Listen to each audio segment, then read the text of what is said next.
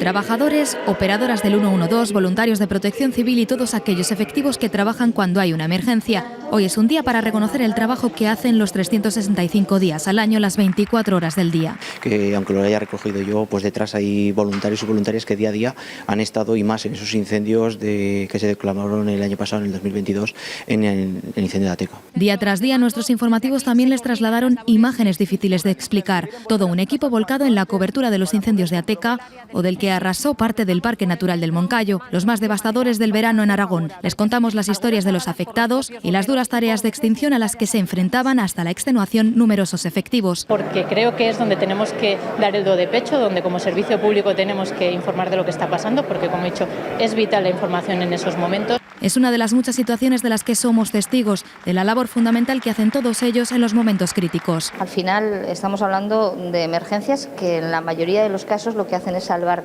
vidas. El Centro de Emergencias de Aragón celebra 25 años ofreciendo un servicio vital para la ciudadanía.